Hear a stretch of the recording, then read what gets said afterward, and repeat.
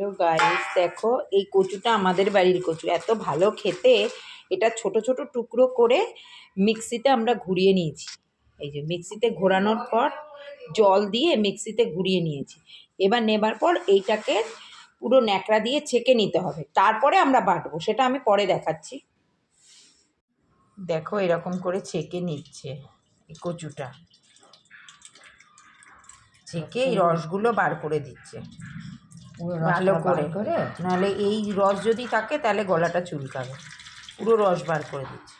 কচুটাকে পুরো ন্যাকড়া দিয়ে চিপড়ে এইটুকু হয়েছে। এবার এটাকে বাটা হবে।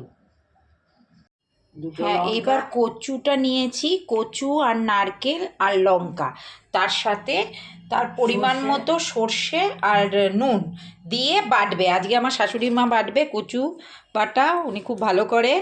আজকে এরকমই বাটা হবে, দেখো বাটার সময় দেখাচ্ছি।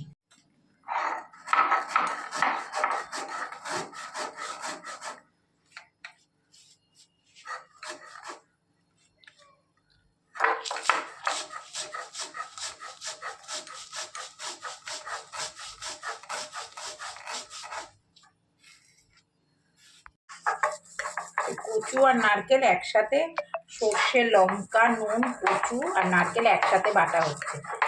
এটা খেতেও খুব সুন্দর হয় কচু বাটাটা। এবার বাটা হয়ে গেছে কচু বাটা, এর সাথে সর্ষের তেল মেশাচ্ছে, রেখে দেবো। আর একটু চিনি দিয়ে বেটেছে, চিনিটা দেওয়াটা দেখানো হয়নি, চিনি দিয়ে বেটেছে। আর একটু মিষ্টি মিষ্টি হবে আর ঝাল হবে, তাহলেই ভালো লাগবে খেতে। আর এবার ভাতের সঙ্গে, হ্যাঁ গরম ভাতের সাথে খুব ভালো লাগবে। তেল দিয়ে সব একসাথে মাখা হচ্ছে। হ্যাঁ রেডি। কচু বাটা রেডি। এইটা খুব গরম ভাতের সাথে কচু বাটা খেতে ভালো লাগে। আপনারা খেয়েও দেখতে পারেন, একবার ট্রাই করতে পারেন।